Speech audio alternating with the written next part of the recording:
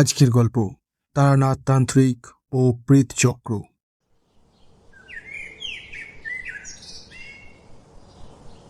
আজকের সংবাদপত্র পড়েছো? দেখেছো কি সব কাণ্ড ঘটছে শহরে? হ্যাঁ, তা দেখেছি। ওই আর কি। কিন্তু অনেক খবরই তো আছে কিশোরী। তুমি তার মধ্যে ঠিক কোনটার কথা বলতে চাইছো বলো তো? আমি তো বুঝতে পারলাম না। আরে ওই খবরটা যেটা এখন শহর কাঁপাচ্ছে, পড়োনি? মুখোশ পরে একদল যুবক কি সব কাণ্ড ঘটিয়ে যাচ্ছে শহরে। ও, তুমি ওই ডাকাত দলের কথা বলছো? তাই বলো। আরে ওসব বেশি দিন চলবে না। নিশ্চিন্তে থাকো তো বাবু। দুদিন পরেই ঠিক পুলিশের হাতে সব ব্যাটা ধরা পড়ে যাবে। দুজনেই এসে গিয়েছো তো দেখছি। চারিমা আমায় বললো তোমাদের আসার কথা। তা কি নিয়ে কথা হচ্ছে? হ্যাঁ, ঘাড় ঘুরিয়ে দেখি তারানাথ চলে এসেছে। আমি আর কিশোরী বেশ কিছুক্ষণ হলো আজ ছুটির দিনে মঠ লেনে চলে এসেছি। উদ্দেশ্য তারানাথ তান্ত্রিকের কাছ থেকে কোনো একটা গল্প শুনে নেওয়া। এমনিতে তারানাথ দাবি করে তার বলা গল্পগুলো আসলে গল্প নয়, তারই জীবনে ঘটে যাওয়া কোনো এক অভিজ্ঞতা। কিশোরী অবশ্য বিশ্বাস করতে চায় না যে এগুলো গল্প নয়, সত্যি ঘটনা।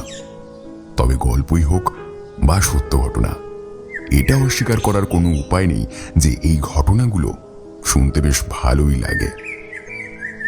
এখানে আসার পর থেকে তারানাথের অনুপস্থিতির কারণে সময় কাটানোর জন্য আমি আর কিশোরী আজকে সংবাদপত্রে ছাপা একটা খবরের বিষয় আলোচনা করছিলাম। তারানাথ যে কখন আমাদের অজান্তেই ঘরে চলে এসেছে তা বুঝতে পারিনি। অবশ্য আমরা ঘরের ভিতরের দিকে দরজার দিকে পিছন করে বসেছিলাম, তাই আরোই তারানাথের আশা লক্ষ্য করিনি। তারানাথের কথায় বুঝতে পারলাম যে সে ঘরে এসে উপস্থিত হয়েছে। তারানাথের প্রশ্নের উত্তরটা কিশোরী দিল। আর বলবেন না ঠাকুরমশাই, শহরে যা শুরু হয়েছে, একদল ডাকাত মুখোশ পরে বিভিন্ন দোকান থেকে লুটতরাজ চালাচ্ছে রীতিমতো। ডাকাতির নতুন একটা উপায় চলছে এখন বলতে পারেন। পুলিশ তাদের ধরার চেষ্টা করছে, কিন্তু এটা কেউ বুঝতে পারছে না যে তারা হঠাৎ কেন মুখোশ পরে ডাকাতি করছে। এরকম অবশ্য হতে পারে তারা যেখান থেকে ডাকাতি করছে সেখানকার মানুষজন তাদের চেনে, তাই হয়তো ধরা পড়ার ভয়ই তারা একরকম। কিশোরী আরো কিছু বলতে যাচ্ছিল, কিন্তু তারানাথ হঠাৎ হাত তুলে তাকে থামিয়ে দিল। তোমরা আজকে মুখোশ পরা ডাকাত দলের কথা বলছো, তাদের ডাকাতির কথা বলছো। তোমাদের কথা শুনে আমার অনেক দিন আগের পুরনো একটা অভিজ্ঞতার কথা মনে পড়ে গেল। সেখানেও একই রকম কিছু ঘটনার সম্মুখীন হয়েছিল আমি। ডাকাতি অবশ্য হয়নি, কিন্তু যা হয়েছিল তাও কম কিছু না। কি জানো, দীর্ঘ এই জীবনে অনেক রকমের ঘটনার সম্মুখীন হয়েছি আমি। অনেক রকম সমস্যার সমাধানও করেছি। এখন আর তেমন লোক আসে না আমার কাছে। এই ঘর সারাদিন প্রায় ফাঁকাই পড়ে থাকে। কিন্তু এমন একদিন ছিল যখন এইসব ঘর মানুষে মানুষে ভর্তি হয়ে থাকতো। সেসব দিনকাল ছিল আলাদা। এখন তোমরা আসো, তোমাদের সঙ্গে পুরনো দিনের কিছু কথা ভাগ করে নেই। অনেক আগের কথা, সব তো আর মনে থাকে না। তোমরা যখন কিছু বলো তখন আমার ওই পুরনো দিনের অনেক কথাই মনে পড়ে যায়, সে সবই বলি। এখন তোমরা যদি শুনতে চাও তাহলে এমনই একটা ঘটনার কথা তোমাদের বলবো। তারানাথের কথায় আমি আর কিশোরী দুজনেই নড়ে চড়ে বসলাম। হঠাৎ যেন কি একটা কথা মনে পড়ে গিয়েছে এমন ভাব করে কিশোরী বলল, ঠাকুরমশাই, এক মিনিট, এটা ছিল আপনার জন্য, দিতে ভুলে গেছিলাম। তারপর পকেট থেকে কিছু একটা বার করার জন্য সে ব্যস্ত হয়ে পড়ল। কোন জিনিস যে সে পকেট থেকে বার করতে চাইছে সেটা বুঝতে আমার কোনো অসুবিধা হলো না। আমার অনুমান তারানাথও সেটা ভালোই বুঝতে পেরেছে, আর তাই সে দেশলাই আর নারকেলের অর্ধেক মালাটা নিজের কাছে টেনে নিয়ে বসল।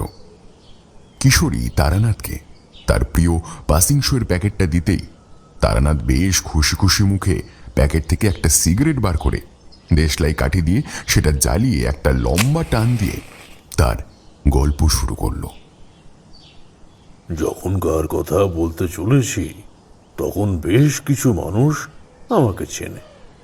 শহরে গ্রামে সর্বত্রই আমার কিছু নামডাক হয়েছে। তখন বিভিন্ন দরকারে মানুষ আমাকে ডেকে নিয়ে যায়, আমিও সাধ্যমতো তাদের উপকার করবার চেষ্টা করি।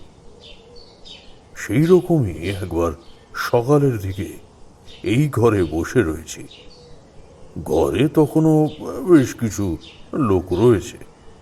হাত দেখা, জন্মকোষ্ঠী বিচার করা, জটক বিচার করা, এইসবই চলছে। এইসব জ্যোতিষ চর্চা করতে করতে তখন আর মাত্র দুজন মানুষ বসে রয়েছে আমার কাছে। তাদের দুজনের হাত দেখে দিতে হবে, বাকিরা আগেই চলে গিয়েছে। এমন সময় একজন অপরিচিত লোক হন্তদন্ত হয়ে ঘরে ঢুকেই বলল, ঠাকুরমশাই, ঠাকুরমশাই, আপনাকে আপনাকে আমার বড় দরকার। খুব বিপদে পড়ে এসেছি আপনার কাছে। ঠাকুরমশাই, উদ্ধার করুন আমাকে। ঠাকুরমশাই, আমাকে উদ্ধার করুন। বলতে বলতে প্রায় আমার পায়ের উপরেই পড়তে লাগলো। আমি তাকে তাড়াতাড়ি ধরে ফেলে বসিয়ে শান্ত করলুম। তারপর তাকে জিজ্ঞাসা করলুম যে তার কি হয়েছে। আমার প্রশ্নের উত্তরে লোকটি বলল, খুব বিপদে পড়ে আপনার কাছে এসেছি। আমার বড় ছেলে গেল বছর এক অজানা জ্বরে মারা গিয়েছে।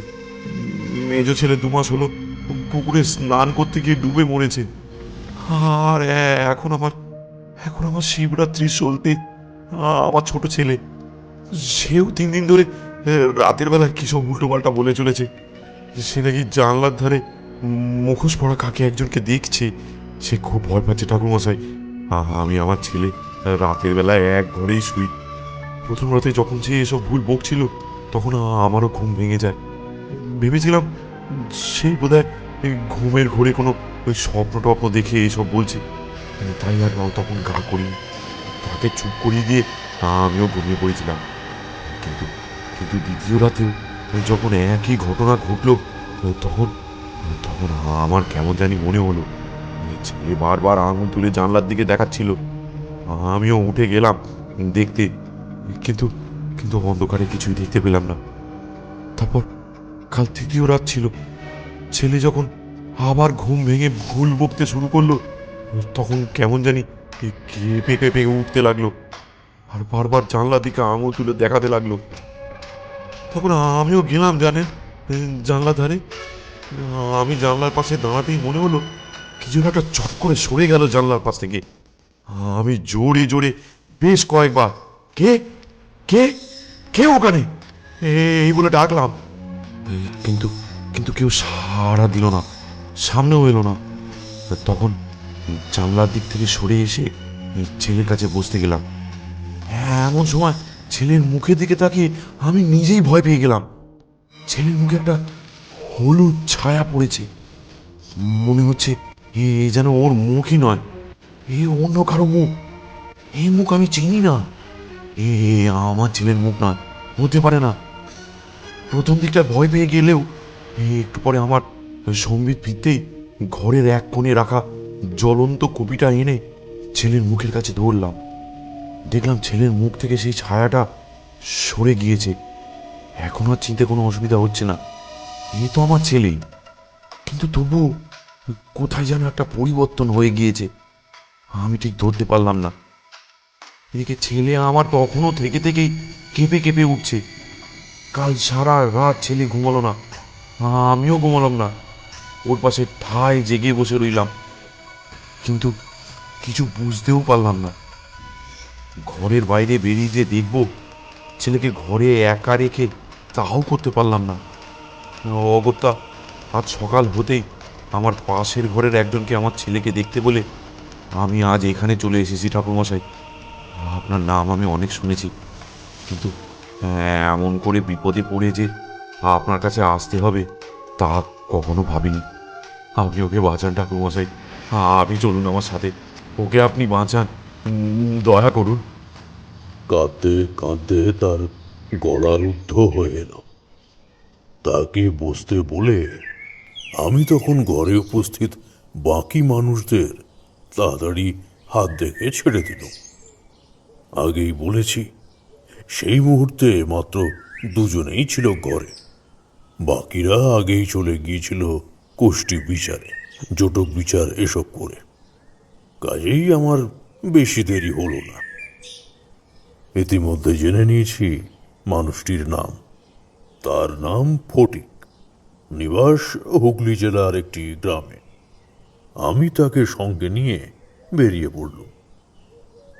ট্রেনে করে নির্দিষ্ট স্টেশনে নেমে তারপর বেশ কিছুটা হেঁটে যখন তার গ্রামে পৌঁছলুম তখন সন্ধ্যা হব হব।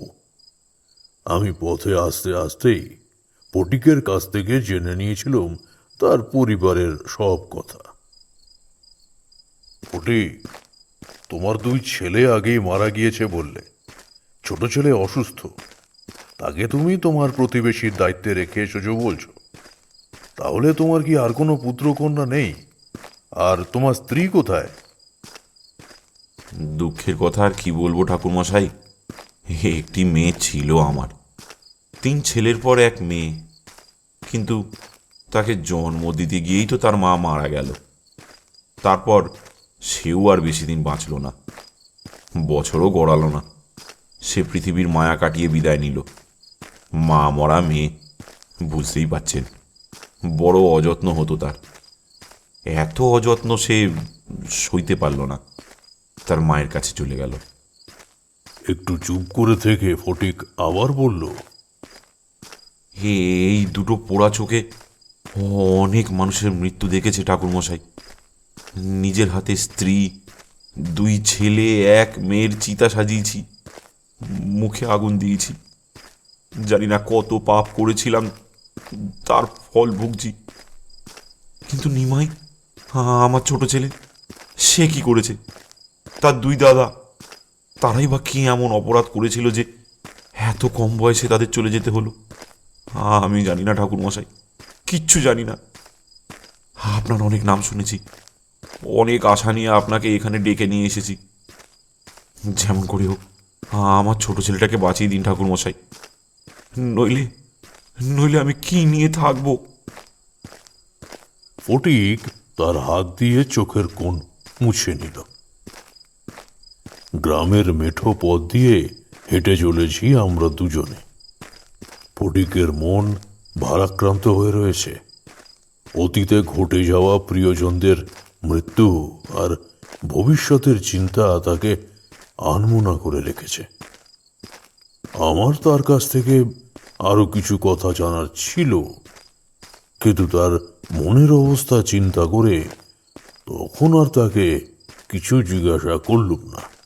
ঠিক করলুম আগে তার ছেলে নিমাইকে দেখি, তারপর না হয় তাকে প্রশ্ন করা যাবে। আরো কিছুক্ষণ হাঁটার পর ফটিকের বাড়ি চলে এলো। ফটিক বাইরে থেকে হাঁক দিল, শিউলির মা, ও শিউলির মা। বলে ঘরে ঢুকে গেল। আমি ফটিকের ঘরে ঢুকতে গিয়েও ঢুকলুম না। আমার মনে হলো ওই ঘরের বাইরে কতগুলো ছায়া মূর্তি দাঁড়িয়ে রয়েছে, আর তারা অপেক্ষা করছে কতক্ষণে রাত নামবে, চারিদিক অন্ধকার হবে, চারপাশে লোকজনের কোলাহল আনাগোনা বন্ধ হবে, তারপর তারা তাদের কার্যসিদ্ধি করবে। ঠাকুরমশাই, ও ঠাকুরমশাই, ঘরের ভেতরে আসুন, আমার নিমাইকে দেখে যান। ঘরের ভিতর থেকে ফটিকের গলা শুনতে পেলুম। আমার ঘরে ঢুকতে দেরি দেখে সে ঘরের ভিতর থেকে আমায় ডাকছে। ইতিমধ্যেই ঘরের ভেতর থেকে মাথায় ঘোমটা টানা একজন বউ মানুষ বেরিয়ে এসে পাশের ঘরে চলে গিয়েছে। বুঝলুম সেই তাহলে শিউলির মা। সেই এতক্ষণ ধরে ফটিকের অনুপস্থিতিতে নিমাইয়ের দেখভাল করছিল। এদিকে ঘরের চারপাশে আরো একটা পরিবর্তন লক্ষ্য করলুম। ফটিকের গলার আওয়াজে ঘরের বাইরে জড়ো হওয়া ছায়া মূর্তিগুলোর চোখগুলো যেন ধক ধক করে জ্বলে উঠল। তীব্র জিঘাংসায় তাদের চোখগুলো আগুনের ভাঁটার মতো জ্বলতে লাগলো। দেখলুম তাদের মুখগুলো কি যেন একটা আবরণ দিয়ে ঢাকা। একবার মনে হলো এক একটা হলুদ রঙের কাপড় দিয়ে যেন তারা নিজেদের মুখটা ঢেকে রেখেছে। বুঝতে পারলুম 3 রাত ধরে নিমাই এদের কি জানালার বাইরে দেখেছে, কিন্তু তার প্রতি এদের এমন প্রতিশোধ স্পৃহা কিসের তা বুঝতে পারলুম না। এই প্রশ্নের উত্তর আমাকে দিতে পারে ফটিক অথবা নিমাই। ও ঠাকুর মশাই, ঘরের ভেতরে আসুন। হ্যাঁ, আমার নিমাইকে দেখে যান। ঘরের ভেতর থেকে আবার ফটিকের কাতর আহ্বান ভেসে এলো। ঘরের বাইরে চোখগুলো আবার ধকধক করে জ্বলে উঠল, কিন্তু আমি আর দেরি করলুম না। তাড়াতাড়ি প্রবেশ করলুম ঘরের ভিতরে। ফটিকের ঘরের বাইরে থেকে আমি বুঝতে পেরেছিলাম এই ঘরের বাইরে অশুভ শক্তি বিরাজ করছে। কোন অদ্ভুত কারণে সেই শক্তি ঘরের ভিতর প্রবেশ করতে পারছে না, কিন্তু কি সেই কারণ তা আমি তখনও ঠিক বুঝে উঠতে পারিনি।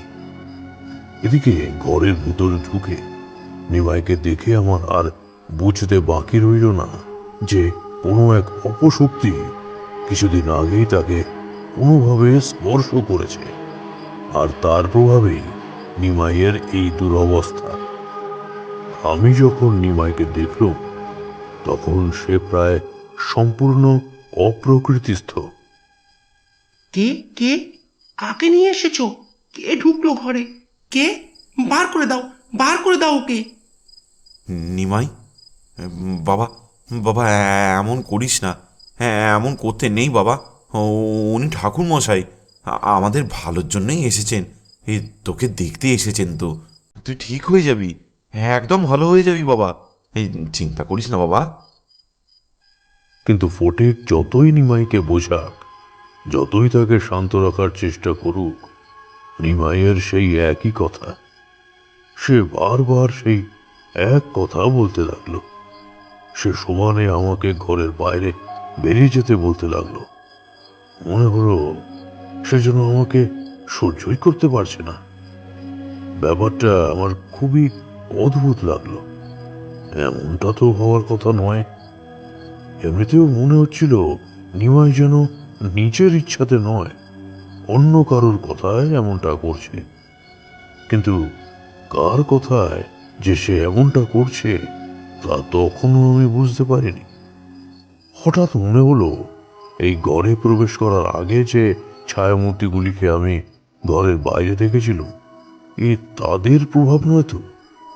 সঙ্গে সঙ্গে জানালার দিকে চোখ গেল, আর সেই সঙ্গে বুঝতে পারলো এক্ষেত্রে আমার অনুমানই সঠিক। নিমাই একেবারে জানালার দিকে মুখ করে বসেছিল। ফটিক আর আমার মুখ ছিল জানালার ঠিক উল্টো দিকে, তাই জানালার বাইরে থাকা অশরীরীদের ফটিক দেখতে না পেলেও নিমাই দেখতে পাচ্ছিল। অবশেষে নিমাইয়ের অসহিষ্ণুতা আর জেদের কাছে হার মানতে হলো তার বাবা ফটিক আর আমাকে। আমরা দুজনেই ঘরের বাইরে বেরিয়ে এলো। ততক্ষণে অন্ধকার আরো গাঢ় হয়েছে। তার মধ্যেই দেখলুম সেই ছায়ামূর্তিগুলি আরো ঘন অন্ধকারের রূপ নিয়ে ঘরের বাইরে দাঁড়িয়ে রয়েছে। আমি আমার সাধনা আর গুরুদেবের আশীর্বাদের বলে অনেক অলৌকিক কিছুই দেখতে পাই, বুঝতে পারি, কিন্তু ফটিকের তো সে ক্ষমতা নেই। তাই আমি ওই ছায়ামূর্তিদের দেখতে পেলেও ফটিক তাদের দেখতে পেল না। তাই সে স্বাভাবিকভাবেই আমার সঙ্গে কথা বলতে লাগলো। ঠাকুরমশাই, সবই তো দেখলেন। ওই যে আমার একমাত্র জীবিত ছেলে নিমাই, ও আমার শিবরাত্রির সলতে, আমার শেষ অবলম্বন। ওর মা মারা গিয়েছে, দুই দাদা আর বোনও গিয়েছে। এখন এখন যদি ওকে হারিয়ে ফেলি আমি, তবে তবে কি নিয়ে বেঁচে আমি থাকবো ঠাকুরমশাই, বলতে পারেন? বলতে বলতেই ফটিক হঠাৎ একেবারে নিচু হয়ে আমার পায়ের উপর পড়ে গেল। তারপর আমার পা দুটো জড়িয়ে ধরে বলতে লাগলো, আপনার অনেক নাম শুনেছি আমি ঠাকুরমশাই, কিছু একটা করুন আপনি। যেমন করে হোক নিমাইকে বাঁচান। এমনি করে চললে যে ও আর বেশি দিন বাঁচবে না ঠাকুরমশাই। আপনি আপনি ঠিক পারবেন, ঠিক পারবেন আপনি। আমি ফটিকের কাঁধ দুটো ধরে কোনো রকমে আমার পা ছাড়িয়ে নিয়ে তাকে তুলে দাঁড় করালো। ফটিক আরো কিছু বলতে যাচ্ছিল, কিন্তু তার আগেই খুব কাছ থেকেই একটা মেইলি গলার আওয়াজ আমি শুনতে পেলাম। ঠাকুর মশাইয়ের থেকে কথা লুকিয়ে রেখে আর কি হবে নিমায়ের বাপ? বাঁচতে চাইলে আর ছেলেটাকে বাঁচাতে চাইলে এখনো সব কথা খুলে বলো, তাতে যদি দুজনের প্রাণটা বাঁচে। কে? শিউলির মা? তুমি আমাদের মধ্যে কথা বলতে এসো না। যা বোঝো না তা বলো না, নিজের ঘরে যাও। শিউলির মা আর ফটিক দুজনেই পরস্পরের সঙ্গে বেশ উত্তেজিত ভঙ্গিতেই কথা বলতে লাগলো।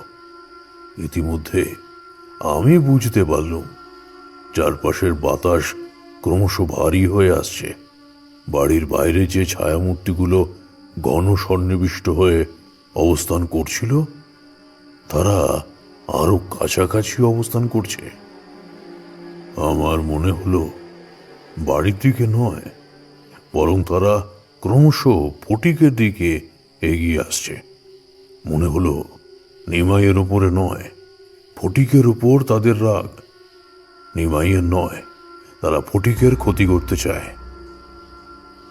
এই সময় ছায়ামূর্তিগুলির দিকে আমি আরো একবার ভালো করে তাকিয়ে দেখলুম তাদের মুখমণ্ডলের জায়গায় কি যেন একটা হলুদ আস্তরণ, ঠিক যেন হলুদ রঙের মুখোশ দিয়ে তারা নিজেদের মুখ ঢেকে রেখেছে। তবুও তাদের চোখের জায়গায় যেন একজোড়া আগুনের পিণ্ড ধক ধক করে জ্বলছে। আস্তে আস্তে তারা এগিয়ে আসছে ফটিকের দিকে। বিপদ বুঝে আমি তাড়াতাড়ি আমার ঝোলা থেকে মহাকালের মন্ত্রপুত বেলপাতা বার করে ফটিকের শরীরে স্পর্শ করাতে যাব, এমন সময় ঘরের ভেতর থেকে একটা চিৎকার কানে এলো। এই চিৎকার যে আমি একা শুনেছি তা নয়, সেখানে উপস্থিত সকলেই তা শুনতে পেয়েছে। ফটিক আর শিউলির মা নিজেদের মধ্যে উষ্ণ বাক্য বিনিময় থামিয়ে ছুটে গেল ঘরের ভিতর। আর অদ্ভুতভাবে সেই চার জোড়া চোখের দৃষ্টি ঘুরে গেল ঘরের দিকে। আমি স্পষ্ট দেখলুম সেই চোখগুলোতে এখন আর রাগের সেই তীব্রতা নেই, তা অনেকটাই স্তিমিত হয়ে গেছে। আমিও নিমাইকে দেখার জন্য ঘরের ভিতর প্রবেশ করল। দেখি কোনো এক অজ্ঞাত কারণে সে তখন জ্ঞান হারিয়ে লুটিয়ে পড়েছে মেঝের উপর। ফটিক আর শিউলির মা দুজনেই তাকে ঘিরে রয়েছে, তার চোখে মুখে জলের ছিটে দিয়ে তার জ্ঞান ফেরানোর চেষ্টা করছে। নিমাই, কি হলো বাবা তোর? চোখ খোল, চোখ মেলে দেখ বাবা, চেয়ে দেখ। ফটিকের কাতর ডাকেও নিমাই চোখ মেলে তাকালো না। এবার ফটিক আমাকে ডাকলো। ও ঠাকুরমশাই, দেখুন না একবার, কি কি হলো নিমাইয়ের? কিন্তু আমি এবার আর ফটিককে সাহায্য করতে পারলুম না। নিমাইয়ের কিচ্ছু হয়নি ফটিক, শিউলির মা ওকে ঠিক সুস্থ করে তুলবে। আমি বরং তোমার মুখ থেকে সবটা শুনতে চাই। কোনো কিছু না লুকিয়ে সবটা আমাকে খুলে বলো তো এবার। আমার কথায় ফটিক চমকে উঠল। সেই প্রায় অন্ধকার ঘরের একমাত্র কুপির আলোতেও দেখতে পেলুম তার মুখ পাংশু হয়ে গিয়েছে। সে বিহ্বলভাবে একবার আমার মুখের দিকে, আর একবার তার ছেলের মুখের দিকে, আর একবার শিউলির মায়ের মুখের দিকে তাকাতে লাগলো। তাকে চুপ করে থাকতে দেখে আমি আবার বললুম, নিমাই তখন আমাকে তার ঘর থেকে বেরিয়ে যেতে বলেনি, বেরিয়ে যেতে বলেছে অন্য কাউকে। সে কে ফটিক? সে কি তুমি? কি করেছো তুমি নিমাইয়ের সঙ্গে? কি করেছো তুমি তার মা, তার বোন আর তার দুই দাদার সঙ্গে? কিচ্ছু করিনি আমি, কিচ্ছু করিনি আমি ঠাকুরমশাই। আমি আপনাকে ডেকেছিলাম নিমাইকে সারিয়ে তোলার জন্য। সেটা না পারলে আপনি চলে যান, দেশে অনেক তান্ত্রিক রয়েছে, কাউকে না কাউকে আমি ঠিক পেয়ে যাব। দরকার নেই, আপনাকে আমার দরকার নেই, চলে যান। এইবার রাগে ফুঁসে উঠল ফটিক, কিন্তু আমি তার কথার উত্তরে কিছু বলার আগেই শিউলির মা বলল, কাজটা তুমি ভালো করলে না নিমাইয়ের বাপ। বসতে চাইলে ঠাকুরমশাইকে সব খুলে বলো, সব। এখনো সময় আছে কিন্তু। তুমি আমার বাঁচার কথা বলছো শিউলির মা? আমি বহাল তবিয়তে বেঁচে থাকবো, এতদিন যখন আছি ভবিষ্যতেও থাকবো। ফটিক একবার আমার দিকে আর একবার শিউলির মায়ের দিকে রাগত দৃষ্টিতে তাকিয়ে ঘরের বাইরে বেরিয়ে গেল। আর তখনই একটা তীব্র আর্তনাদ ভেসে এলো ঘরের বাইরে থেকে। আমি দৌড়ে বেরিয়ে এলুম ঘর থেকে। বেরোনোর সময় শুনতে পেলুম শিউলির মা বলছে, পাপ পাপ পাপ, সব পাপ। পাপ কখনো চাপা থাকে না নিমাইয়ের বাপ। নিমাইয়ের মা, তার দাদা, তার বোন সকলে এসেছে তোমাকে শাস্তি দিতে। আর রক্ষে নেই তোমার, আর রক্ষে নেই। বাইরে তখনও আর্তচিৎকার হয়েই চলেছে। এই স্বর ফটিকে, সে তখন মাটিতে পড়ে রয়েছে। কতগুলো কালো দড়ির মতো বস্তু ফটিকের দুই হাত আর দুই পা পিছিয়ে রেখেছে। মাঝে মাঝেই সেগুলো তাদের চাপ বাড়াচ্ছে, আর তখনই ফটিক আবার আর্তচিৎকার করছে। গ্রামের মানুষ ছুটে আসছে এইদিকেই। ফটিকের আর্তনাদ তারাও শুনতে পেয়েছেন। কি হয়েছে, কি হয়েছে? নিমাই ঠিক আছে তো? গ্রামের সকলেরই একই জিজ্ঞাসা। তারা ভেবেছে অপ্রকৃতিস্থ নিমাই বুঝি এইভাবে চিৎকার করেছে।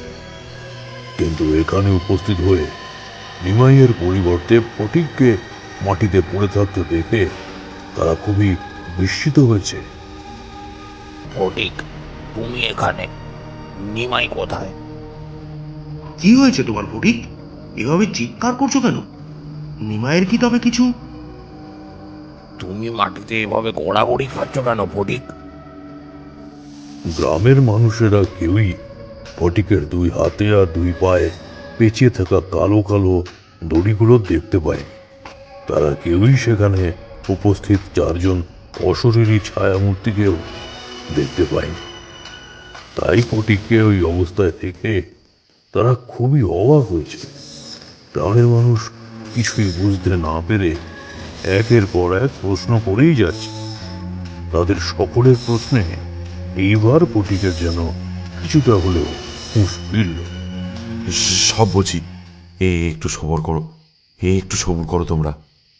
ফটিক কোনো মতে কাতরাতে কাতরাতে বলতে লাগলো, ঠাকুরমশাই, ঠাকুরমশাই দয়া করুন, বাঁচান আমাকে। ফটিকের অনুরোধে আর তাকে সেই অবস্থায় দেখে আমার পক্ষে সেই স্থান তখনই ত্যাগ করে চলে যাওয়া সম্ভব হলো না। বললুম, তার আগে তোমাকে সব সত্যি কথা বলতে হবে ফটিক। সব বলবো, সব বলবো ঠাকুরমশাই। আগে ওদের বলুন আমাকে ছেড়ে দিতে। ফটিকের কথা শুনে কোনো অদ্ভুত জাদু বলে তার হাত আর পায়ের উপর থেকে সেই কালো কালো দড়িগুলো সরে যেতে লাগলো। আমাকে আর কিছুই করতে হলো না। কিন্তু ফটিক সে কথা বুঝতে পারল না।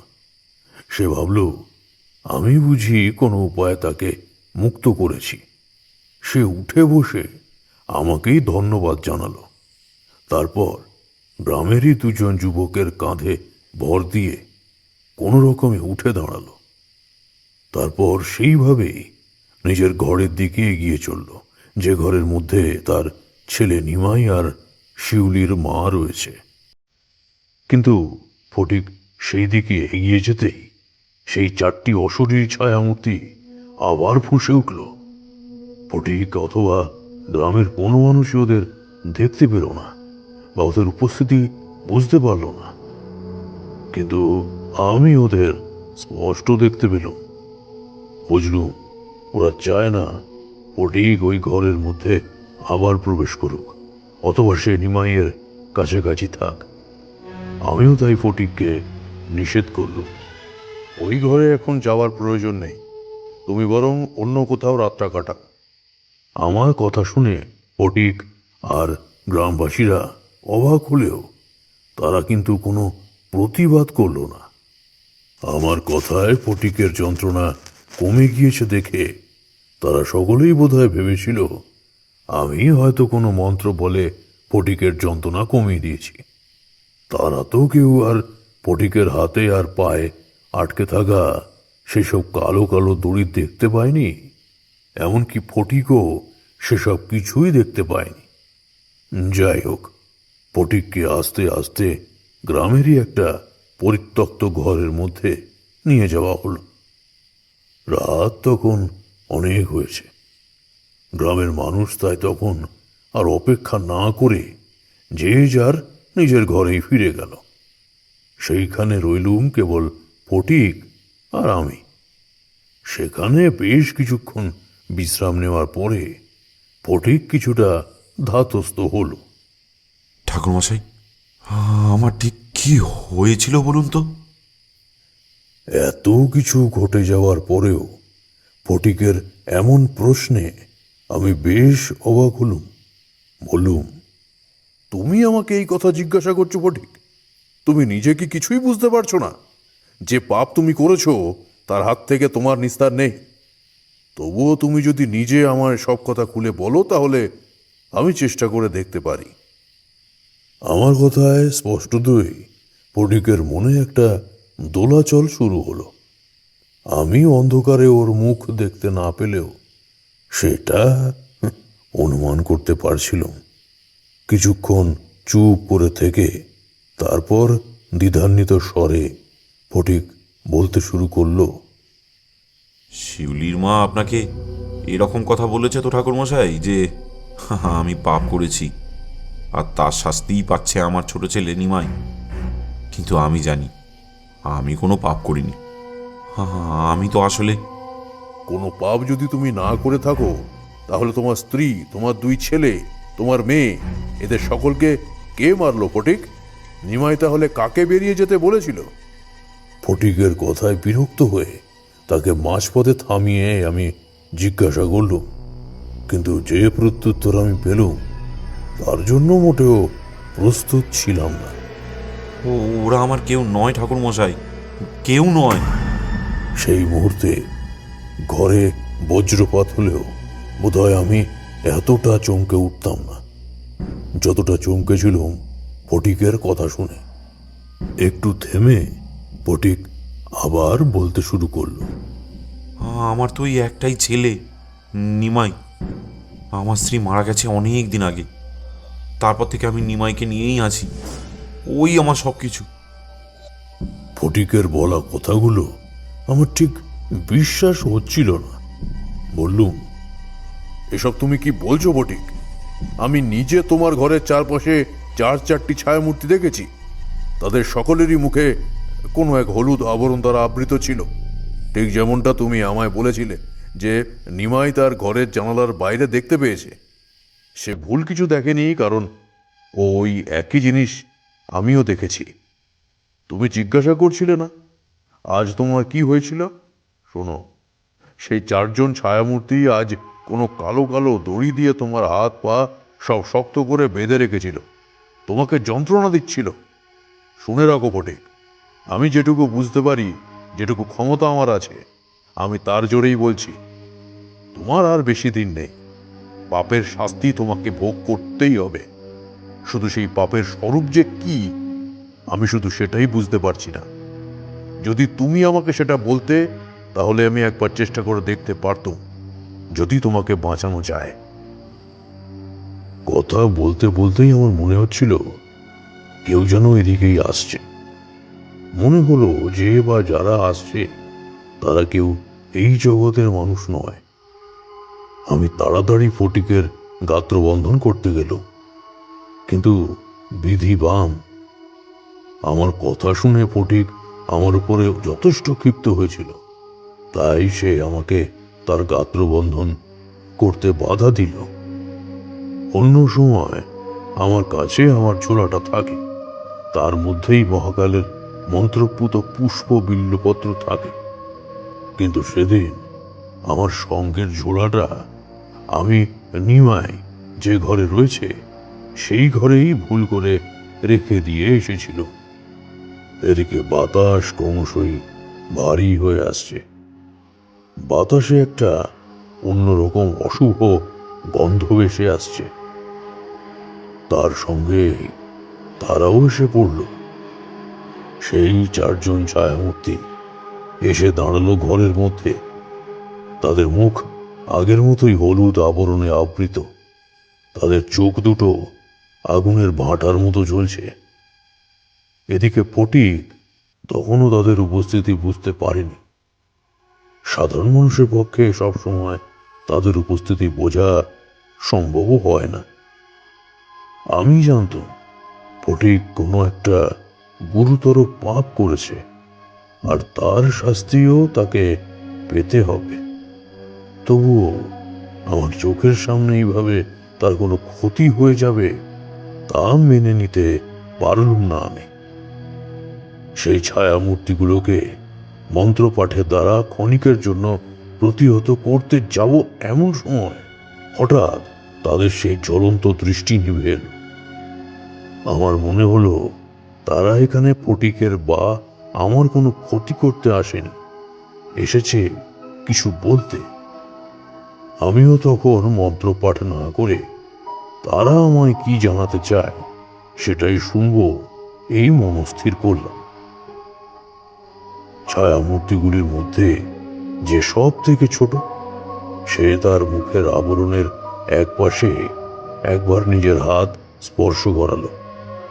সঙ্গে সঙ্গে তার মুখের উপরে সেই আবরণ সরে গেল। একটা বীভৎস পচা গলা মুখ আমি দেখতে পেলাম। আমি ফটিকের দিকে একবার তাকিয়ে দেখল। এখন ঘরে আর অতটাও অন্ধকার নেই। খুব হালকা একটা হলুদ আলোয় ঘরটা ভরে উঠেছে। সেই আলোতে ফটিকের মুখ দেখতে আমার কোনো অসুবিধাই হলো না। দেখলুম বিস্ময়ে সে যেন বোবা হয়ে গিয়েছে। শক্ত হয়ে কাঠের মতো বসে রয়েছে সে। তার চোখ একটা নির্দিষ্ট দিকে নিবদ্ধ। তার দৃষ্টি অনুসরণ করে বুঝতে পারলুম সেই ছায়ামূর্তিগুলি এখন আর তার কাছে অদৃশ্য নয়। ফটিক এখন তাদের দেখতে পাচ্ছে, আর সেই জন্যই সে এইরকম বিস্ফারিত দৃষ্টিতে মুখ হয়ে স্থির হয়ে বসে রয়েছে। এইবার আস্তে আস্তে সেই ছায়ামূর্তি তার নিজের কথা বলতে লাগলো। আধো আধো স্বরে বলা মেয়েটির কথাগুলো শুনতে পেলুম আমি। ওই লোকটা আমাকে মেরে ফেলেছে। আমি আমি ঘুমোচ্ছিলাম।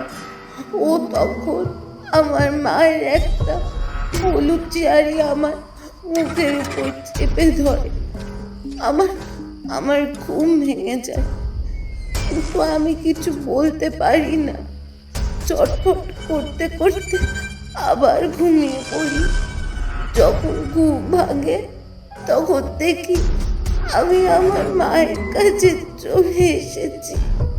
প্রথমে খুব মজা হচ্ছিল, তারপর আমার মা আমাকে বোঝালো আমি আসলে নাকি আর বেঁচেই নেই। আমি এখন একটা অন্ধকার জগতে চলে এসেছি। এখানে আমি আর খেলতে পারবো না। এখানে আমি আর আমার বন্ধুদের দেখতে পাবো না। আমি মরে গিয়েছি। ওই লোকটা আমাকে মেরে ফেলেছে। এরপর তার থেকে বেশ কিছুটা বড় আরেকজন ছায়ামূর্তি তার মুখের আবরণ একই রকম ভাবে খুলে ফেলল। আরো একটা বীভৎস মুখ আমি দেখতে পেলাম। এই মুখ একজন যুবকের। বোন মারা যাওয়ার পরে আমি স্বপ্নের মধ্যে বোনকে প্রায়ই দেখতাম। সে আমাকে বলার চেষ্টা করত ওই লোকটা মেরেছে তাকে, কিন্তু আমি বিশ্বাস করতে পারতাম না। কিন্তু কিন্তু তারপর একদিন আমার যখন খুব জ্বর, আমি বেহুশ হয়ে পড়ে রয়েছি বিছানায়, তখন ওই লোকটাই আমার মায়ের একটা হলুদ শাড়ি আমার মুখে নাকে গুজে দিয়ে মেরে ফেললো আমার। আরো একজন ছায়ামূর্তি তার মুখের আবরণ সরিয়ে ফেলল। সে একজন কিশোর। দাদা মারা যাওয়ার 10 মাসের মাথায় ওই লোকটা পুকুরে ডুবিয়ে মারি আমায়। আমি আমি সাঁতার জানতাম না, তাও তাও এসব জানা সত্ত্বেও একদিন ভোরে পুকুর থেকে মাছ ধরে নিয়ে আসার অছিলায় আমাকে নিয়ে যায় পুকুর ঘাটে। তারপর আমি যেই একটু অন্যমনস্ক হয়েছি, অমনি অমনি আমায় ধাক্কা দিয়ে ফেলে দেয় জলে। আমায় আমায় ডুবিয়ে মারে এই শয়তানটা। এরপর আরো একজন ছায়ামূর্তি তার মুখের আবরণ সরিয়ে ফেলে। দেখল এই ছায়ামূর্তি একজন মহিলার। আমার বুঝতে কোনো অসুবিধা হলো না যে এখানে উপস্থিত এই মৃত 3টি সন্তানের মা ইনি। আমার স্বামীর মাথায় ব্যামো ছিল, ভেবেছিলাম সময়ের সাথে সাথে বুঝি সব ঠিক হয়ে যাবে, কিন্তু কোথায় কি। আমার মেয়েটার জন্মের সময় আমার মৃত্যু হলো। তারপর যে কি হলো, তার মাথার ব্যামো আরো বাড়তেই লাগলো। আমার 3 ছেলে আর 1 মেয়ের মধ্যে ছোট ছেলেকেই সব থেকে বেশি ভালোবাসতো। বাকিদের জানি না কেন মোটেই দেখতে পারতো না, কিন্তু তাই বলে একেবারে মেরে ফেলবে? যতই মাথার অসুখ থাক, এমনটা সে কি করে করবে তা আমি কখনো ভাবিনি। কিন্তু এমনটাই তো হলো। এখন বেঁচে আছে শুধু আমার নিমাই, আমার ছোট ছেলে। আমরা 4 জনই তাকে মাঝে মধ্যে দেখা দিই, সবকিছু বলার চেষ্টা করি, বোঝানোর চেষ্টা করি কেমন করে আমার 3 সন্তানের মৃত্যু হলো। প্রথমটায় কিছু বুঝতে না চাইলেও এখন সে সবটাই বুঝেছে। কিন্তু হায়, এখন যে সে সব জানতে পেরে তারও মাথায় কেমন যেন গোলমাল দেখা দিয়েছে। বলতে বলতে কেমন যেন রুদ্ধ হয়ে আসে তার স্বর। হাজার হোক, মা তো। পরক্ষণেই আগুন জ্বলে ওঠে তার 2 চোখে। কিন্তু একে আমি ছাড়বো না, কিছুতেই না। এ আমার 3 সন্তানকে মেরে ফেলেছে। নিমাইকে যতই ভালোবাসুক আমি জানি একদিন ও নিমাইকেও মেরে ফেলবে। আর সময় দেব না, আর না। বলতে বলতে সারা ঘর জুড়ে একটা কুয়াশার চাদর উপস্থিত হয়। মুহূর্তে বিচ্ছিন্ন হয়ে পড়ি ফটিক আর আমি। কিছু করার আগেই একটা তীব্র চিৎকার ছড়িয়ে পড়ে সারা ঘরে। 8টা চোখ আগুনের গোলার মতো জ্বলে ওঠে ধক করে। তারপর আবার সব চুপচাপ হয়ে যায়। মুহূর্তের মধ্যে উধাও হয়ে যায় সেই 4 জন ছায়ামূর্তি। কোথাও আর কোনো প্রতিশোধ পরায়ণ চোখের আগুনের দৃষ্টি দেখা যায় না। কোথাও আর সেই অস্বাভাবিক কুয়াশা চাদর বিচ্ছিন্ন করে রাখে না ফটিককে আর আমাকে। এখনো ঘরের মধ্যে একটা হালকা হলুদ আলো ছড়িয়ে আছে। সেই অস্পষ্ট আলোতেও ফটিককে দেখে বুঝতে পারলুম তার দেহে আর প্রাণ নেই।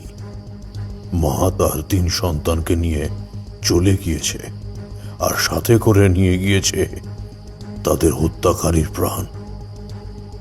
ফটিকের কপালে আমি মৃত্যু যোগ দেখেছিল। সে যে কোনো ঘোরতর পাপ করেছে তা বুঝতে পেরেছিল। শিউলির মাও সে কথা বলেছিল। কিন্তু সেই পাপের যে এত ভয়ানক রূপ তা বুঝতে পারিনি। ফটিককে তার পাপের কথা জিজ্ঞাসাও করেছিলুম, কিন্তু সে আমাকে কিচ্ছু বলেনি। উপরন্তু নিজের স্ত্রী আর মৃত পুত্র কন্যাদের অস্বীকার করেছে। বিধাতা তার পাপের শাস্তি স্বরূপ তার কপালে মৃত্যুদণ্ড লিখে দিয়েছিলেন, আর আজ তার মৃত স্ত্রী পুত্র কন্যা সেই দণ্ডকে বাস্তবায়িত করল। চোখের সামনে এমন একটা মৃত্যু দেখেও আমি কিছুই করতে পারলাম না। কিন্তু সেই ঘটনার এতদিন পরে আজ মনে হয়, আমি কি সত্যিই চেয়েছিলাম ফটিক তার অপরাধের শাস্তির হাত থেকে মুক্ত হোক? মনে হয় চাইনি। না হলে তো আমি যখন দেখলুম ঘরের বাইরে ফটিককে ওই ছায়ামূর্তিগুলি সাধারণ মানুষের চোখে অদৃশ্য কালো কালো দড়ি দিয়ে আক্রমণ করেছে, তারপরেই তো তার দেহ বন্ধন করে দিতে পারতুম। কই, আমি তো তা করিনি। হয়তো আমার অবচেতন মন প্রকৃতির বিরুদ্ধে যেতে চায়নি। যাই হোক, আমি সেই ঘরেই ফটিকের মৃতদেহ আগলে বসে রইল। রাত আর খুব বেশি ভাগ্যে ছিল না। ঘরের বাইরে গিয়ে গ্রামের মানুষদের ডাকাডাকি করলে হয়তো কিছু মানুষ চলে আসতো, কিন্তু আমি তা চাইনি। ফটিকের যা হওয়ার তা তো হয়েই গিয়েছে, আর তার ছেলে নিমাই, তাকে দেখভাল করার জন্য শিউলির মা রয়েছে। আমি জানি নিমাইয়ের মৃত মা আর ভাই বোনেরাও তার কোনো ক্ষতি হতে দেবে না, সর্বদা রক্ষা করবে তাকে। অবশেষে পূব আকাশে লাল আলোর আভা দেখা গেল। রাতের সমস্ত মালিন্যকে মুছে দিয়ে 10 দিক আলো করে সূর্যদেব আবির্ভূত হলেন। গ্রামের মানুষেরাও ভোরের জন্যই অপেক্ষা করছিলেন। আগের রাতে ফটিকের বিপদের সময় যারা সেখানে উপস্থিত ছিলেন, তারা ভোর হতে না হতেই আবার চলে এলেন সেই ঘরে ফটিকের খোঁজ নিতে। ঠাকুরমশাই, ঘুম ভাঙলো? ফটিক উঠেছে? এখন কি খবর ফটিক কাকা? কেমন আছো এখন? জিজ্ঞাসা করতে করতে বিভিন্ন বয়সী 4-5 জন মানুষ এসে উপস্থিত হলো ঘরের দরজার সামনে। তাদের গলার আওয়াজ পেয়ে আমিও বাইরে বেরিয়ে এলাম। তারপর ইশারায় তাদের সকলকে আসতে বললুম ঘরের ভেতরে। আমাকে দেখে আর ফটিকের গলার আওয়াজ না পেয়ে তারা হয়তো কিছু অনুমান করতে পেরেছিল। তাদের মধ্যে একজন বয়স্ক মানুষ উদ্বিগ্ন স্বরে আমায় জিজ্ঞাসা করলেন, কি হয়েছে ঠাকুরমশাই? সব কিছু ঠিক আছে তো? ফটিকের কি আবার সেরকম কিছু হলো? কাল রাতে ঘুমের মধ্যে ফটিক মারা গিয়েছে। মৃত্যুর আগে সে হয়তো ভয়ের কিছু দেখে থাকবে। মৃতদেহের মুখে সেই ছাপ স্পষ্ট। সে কি, কখন মারা গিয়েছে ফটিক কাকা? আপনি আমাদের একবার ডাকবেন তো, আপনারও কিছু বিপদ হতে পারত। শুনেছি ফটিক নাকি তার মৃত স্ত্রী পুত্র কন্যাদের দেখতে পেত। বেচারা ফটিকদা বেঘরে প্রাণটা দিল। বউ ছেলে মেয়েদের শোকে তার তো মাথাটাই খারাপ হতে বসেছিল। অবশেষে নিজেই মারা গেল। আহারে, নিমাইটার যে এবার কি হবে কে জানে। গ্রামবাসীদের নানাবিধ কথা শুনতে শুনতে আমি বেরিয়ে পড়লাম। তাদের কথা শুনে বুঝতে পারলুম ফটিকের পরিবার পরিজনের মৃত্যুর আসল কারণ তারা জানে না। আর আমাকে এই গ্রামে ডেকে নিয়ে আসার কারণও ফটিক কাউকেই জানায়নি। আমিও তাই কোনো কথাই কাউকে জানাবো না বলেই স্থির করল। যারা চলে যাওয়ার তারা চলে গিয়েছে, যার অপরাধের শাস্তি পাওয়ার সেও পেয়ে গিয়েছে। এখন আর সেসব কথা বলে কি হবে? হ্যাঁ, গ্রাম ছেড়ে চলে যাওয়ার আগে একবার নিমাইকে দেখে আসবো বলে মনস্থ করলুম। নিমাইয়ের ঘরে গিয়ে দেখি তার ঘরের দরজা খোলাই আছে। ঘরের ভিতরে ঢুকে দেখি সে তখনও ঘুমোচ্ছে। শিউলির মা অবশ্য ঘুম ভেঙে উঠে বসে আছে। আমাকে ভেতরে আসতে দেখে মাথায় কাপড় টেনে বলল, ঠাকুরমশাই, নিমাই কাল সারা রাত ধরে ভুল বকে গিয়েছে। জানি না সেসব কথা সত্যি কিনা। ও যা বলছে আমার তো সবই সত্যি বলে মনে হয়। নিমাইয়ের বাপের কি খবর বলুন দেখি ঠাকুরমশাই।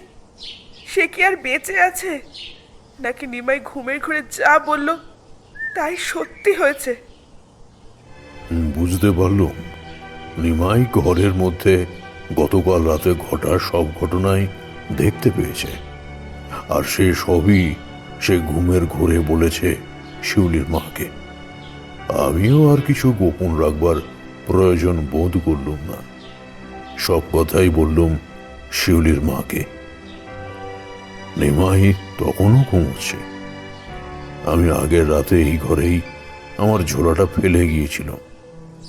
এখন আমার ঝোলা থেকে মহাকাল মন্দিরের মন্ত্রপুত বেলপাতা আর ফুল বার করে ঘুমন্ত নিমাইয়ের কপালে দুই চোখে স্পর্শ করালো।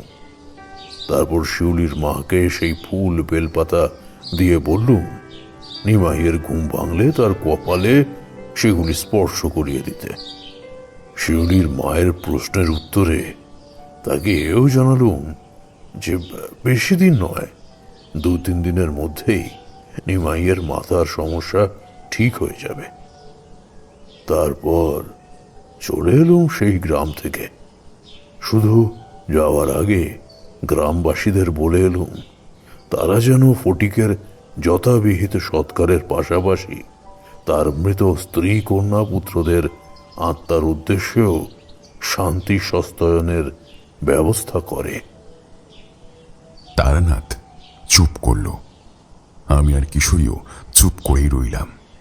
কিছুক্ষণ পরে কিশোরী বলল, তা গল্পটা ভালোই বলেছেন ঠাকুরমশাই। আমরা আলোচনা করছিলাম শহরে আগত মুখোশ পরা ডাকাত দলকে নিয়ে, আর আপনি বললেন মুখোশ পরা ভূতদের কথা। ডাকাতরা মুখোশ পরে ডাকাতি করে, আর ভূতেরা মুখোশ পরে মানুষ মারে। এই যা তফাৎ আর কি। তারপর আমার দিকে তাকিয়ে বলল, চলো হে, আজকের মতো ওঠা যাক, আবার পরে একদিন আসবো। শুনছিলেন তারানাথ তান্ত্রিক ও প্রীত চক্রু। গল্পটি কেমন লাগলো অবশ্যই আমাদের কমেন্টের মাধ্যমে জানান, এবং যদি গল্পটি ভালো লেগে থাকে তাহলে অবশ্যই একটি লাইক করবেন, এবং এরকম আরও গল্প শুনতে সাবস্ক্রাইব করতে পারেন অন্ধকারের আওয়াজ। দেখা হবে পরবর্তী একটি ভিডিওতে। ততক্ষণের জন্য ভালো থাকুন, সুস্থ থাকুন।